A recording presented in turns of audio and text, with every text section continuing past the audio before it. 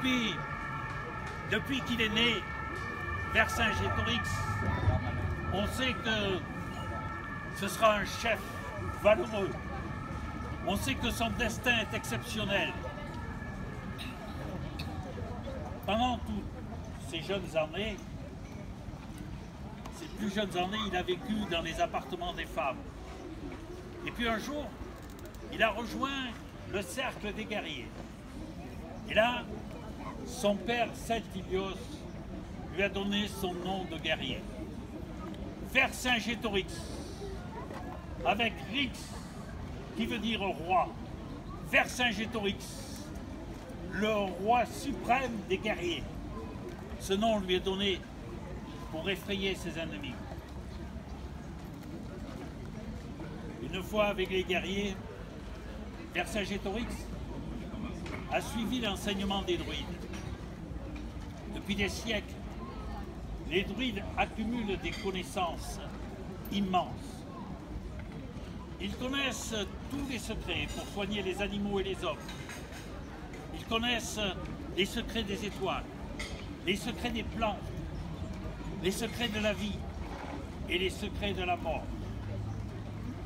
Leurs savoirs sont aussi importants que ceux des médecins grecs ou latins. Et puis Vercingétorix a longuement écouté les bardes qui chantaient les exploits des guerriers. Grâce à eux, il connaît tous les détails de la prise de Rome, il y a quelques siècles, la prise de Rome par les guerriers gaulois, les guerriers de Brennus.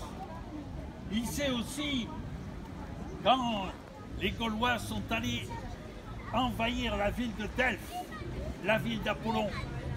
Et il connaît aussi tous les détails sur le chef Pituite, qui à la tête d'une armée immense a affronté les Romains montés sur un char en argent.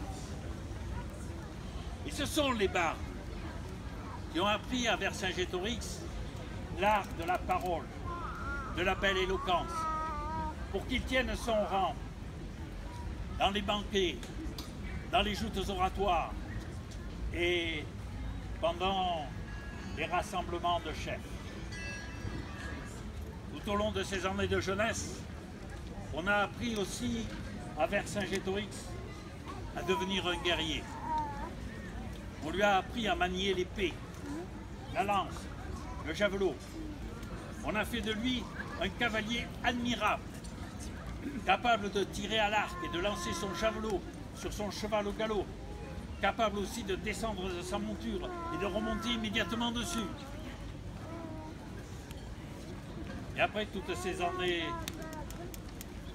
de jeunesse, Vercingétorix a connu un grand malheur.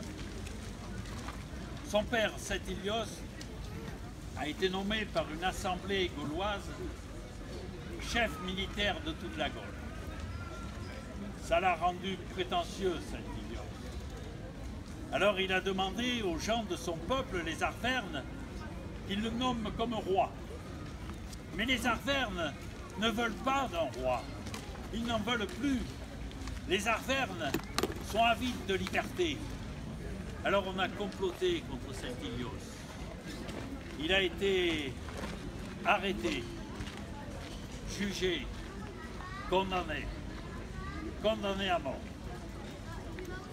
Et un jour, Vercingétorix a vu son père Celtilios arriver sur la place de leur ville natale, Gergovie. Celtilios était enchaîné, on a entassé autour de lui des fagots de bois et les bourreaux y ont mis le feu. Et les flammes ont rongé le corps de Celtilios.